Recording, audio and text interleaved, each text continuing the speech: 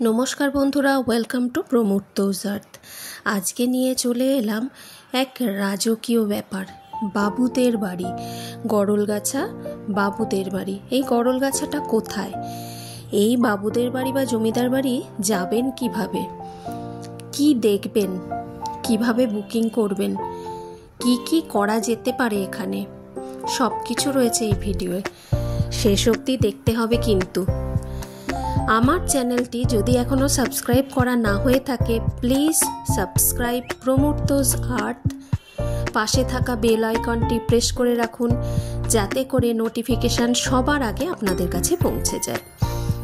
এই গড়লগাছা হচ্ছে হুগলি জেলায়, ডানকুনি, তার থেকে খানিকটা এগিয়ে চণ্ডীতলা, চণ্ডীতলার আগের স্টপেজ হচ্ছে গড়লগাছা।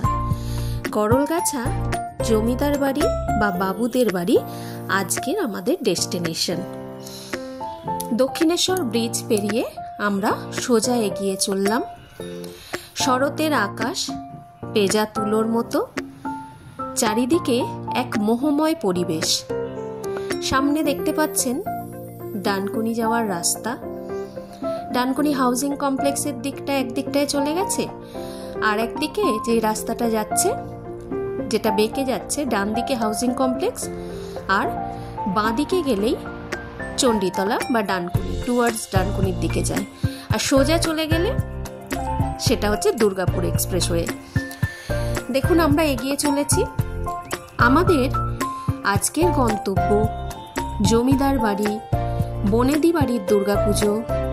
আজকের ডেস্টিনেশন গড়লগাছা জমিদার বাড়ি, যেটা বাবুদের বাড়ি নামে পরিচিত। বনেদি বাড়ির পুজোগুলো এক আলাদাই অনুভূতি দেয়। আমার এই বাড়ির সমস্ত কিছুই আগে থেকেই জানা ছিল, কারণ এই বাড়িতে আমার নবজীবন শুরু হয়েছিল। আমার বাবার কর্মসূত্রে আমরা ডানকুনিতে থাকতাম, যার সুবাদে এই গড়লগাছা জমিদার বাড়ি বা বাবুদের বাড়ি আমরা 4 দিনের জন্য বুক করেছিলাম আমার বিয়ের সময়। আজ থেকে 11-12 বছর আগে অতটাও ভিডিও করা বা প্রি ওয়েডিংয়ের চল তখন সবে সবে শুরু হচ্ছে, তাই সেটা আমি আপনাদেরকে মোবাইলের মাধ্যমে তুলে ধরতে পারবো না, কিন্তু আমার কাছে সিডিতে সব কিছু আছে, এখন পেনড্রাইভে আছে। সেই একটা ভালো লাগার জায়গা তখন থেকেই তৈরি হয়েছে। আমার নবজীবনের সূচনা এই বাড়ি থেকেই। এবং তখন ভালোভাবে ফটোশ্যুট তো আমি করে উঠতে পারিনি, কারণ বিয়ের একটা টেনশন থাকে, যেটুকু তখনকার দিনে যেরকম হয় কি সেই রকমই ফটো বা ভিডিও আছে। দেখুন আমরা দুর্গাপুজোর ষষ্ঠীর দিন পৌঁছে গেছি আমার জীবনের এক নতুন অধ্যায়, যেখান থেকে সূচনা হয়েছিল সেই বাড়িতে পুনরায়। এই নিয়ে এই বাড়িতে আমি 3বার এলাম, 4বার এলাম বিয়ের বুকিং করতে, বিয়ের সময়, বিয়ের পরে ঠাকুর দালানে প্রণাম করতে গিয়েছিলাম, আর এই আর একবার 4র্থবার ষষ্ঠীর দিন এই বছরে দুর্গাপুজোর সময়। শ্বেত শুভ্র এই গড়লগাছা জমিদার বাড়ির বাইরের পোর্শনটা। 1769 সালে এখানে প্রথম দুর্গাপুজোর প্রচলন হয়। মুখার্জি পরিবারের এই দুর্গাপুজো এখনো প্রাচীন ঐতিহ্য বহন করে চলেছে। বাবুদের সাধক রামপ্রসাদের মামার বাড়ি এখানে হওয়ায় উনি প্রতি বছর পুজোতে এখানে আসতেন। একবার শ্রী রামকৃষ্ণদেব এখানে এসেছিলেন দুর্গাপুজোর অষ্টমীর দিন। তিনি এখানে এসে বলি দেখে বেজায় চটে গেছিলেন। শোনা যায় তারপর থেকে নাকি এখানে বলি প্রথা বন্ধ হয়েছে। এক অনুভূতির জাগরণ ঘটায়। যখন আমার বিয়ের সময় ছিলাম তখন পুরো বাড়িটাই মনে হচ্ছিল আমাদের। দেখুন ভিতরে প্রবেশ করেছি, ফটক দিয়ে ভিতরে প্রবেশ করলে প্রথমেই দুর্গা দালান। বাড়ির ভিতরের এই লাল রং দক্ষিণী সিনেমার জন্য এই লাল রং করা হয়েছিল। এখানে শুটিং হয়, পিকনিক হয়, প্রি ওয়েডিং হয়, সব কিছুর জন্যই বুকিং করা যায়।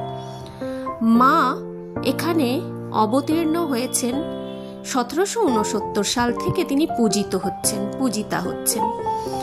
এবং এই নিচের পোর্শনটা পুরোটাই এইভাবে চার মহলা যেরকম বাড়ি হয় না, চারদিক দিয়ে বাড়ি। এখানে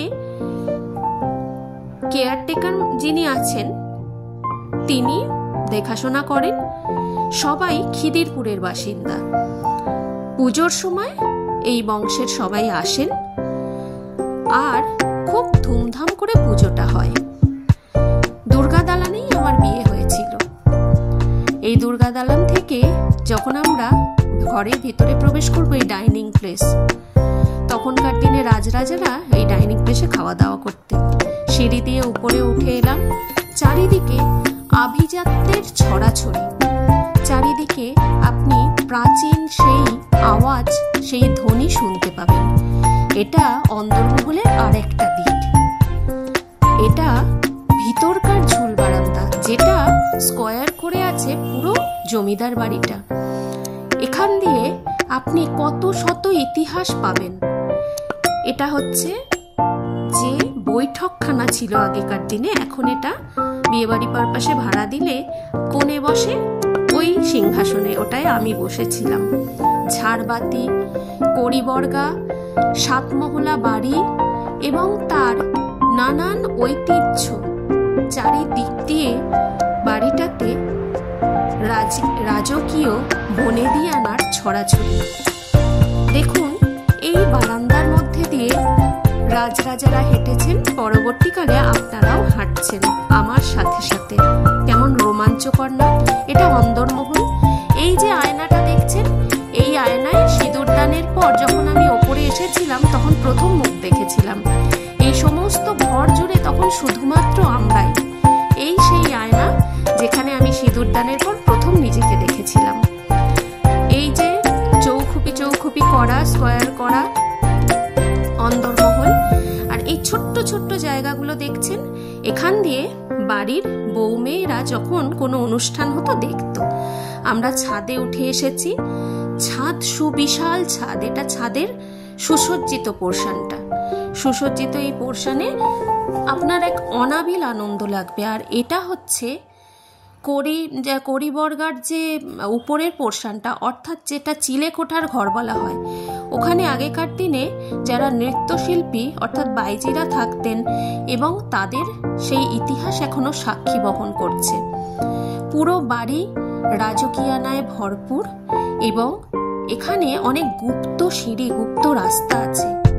সেগুলো দেখলে এখনো গা ছমছম করে।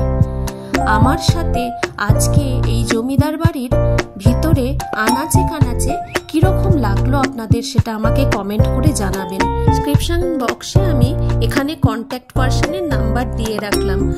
আর কিভাবে যাবেন সেটা ডানকুনি স্টেশন থেকে 20 টাকা টোটো ভাড়া দিলেই এখানে পৌঁছে যেতে পারবেন। খুব ভালো থাকবেন সবাই। আমার এই জমিদার বাড়ি খুব পছন্দের জমিদার বাড়ি এবং আমার আত্মার সাথে যোগাযোগ রয়েছে। আপনাদের কেমন লাগলো সেটা জানাবেন। যদি ভালো লেগে থাকে আপনারাও ঘুরে আসতে পারেন। কেমন? নমস্কার, ভালো থাকবেন সবাই।